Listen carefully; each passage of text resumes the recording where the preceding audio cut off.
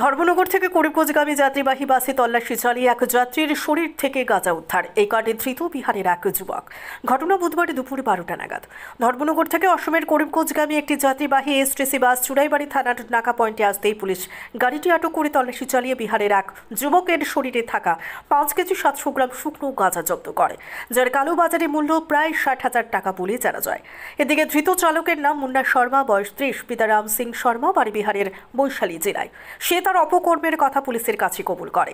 সে আরও জানায়, এ নিয়ে সে দ্বিতীয়বার ত্রিপুরা থেকে বিহারের উদ্দেশ্যে গাঁজা নিয়ে যাওয়ার পথে চুড়াইবাড়ি থানা পুলিশের হাতে ধরা পড়ে। সে সাংবাদিকদের বলে, আগরতলার খেজুরবাগান এলাকা থেকে 4,500 টাকা করে গাঁজাগুলো ক্রয় করে এবং 10,000 কেজি দরে বিহারে বিক্রি করবে। এভাবে প্রথম যাত্রায় সে সফলতা পেয়ে দ্বিতীয়বার এসে পুলিশের জালে আটক পড়ে। এদিকে ওসি খোকন সাহা জানান, 47/24 নম্বর এবং এনডিপিএস ধারায় মামলা দায়ের করে রিমান্ড চেয়ে ধর্মনগর আদালতে পেশ করবেন। পরবর্তী সময় পুলিশি জিজ্ঞাসাবাদে হয়তো আরও বৃহৎ তথ্য বেরিয়ে আসতে পারে। ব্যুরো রিপোর্ট, নিউজ অবিকল। দুপুর প্রায় 12টার সময় এএসটিসি, যেটা আসামের একটা বাস, বাসে করে একজন প্যাসেঞ্জার বাড়ি বিহারে ধর্মনগর থেকে করিমগঞ্জে যাচ্ছিল।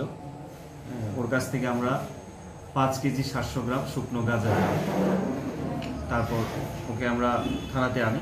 ওর বিরুদ্ধে আমরা একটা এনডিপিএস ধারায় কেস রেজিস্টার করছি। কি নাম? ওর নাম হচ্ছে মুন্না শর্মা। মুন্না শর্মা, বাড়ি বিহার। প্রাথমিক জিজ্ঞাসাবাদে বলেছে ও মাসখানেক আগে আরেকবার নিয়েছিল গাঁজা।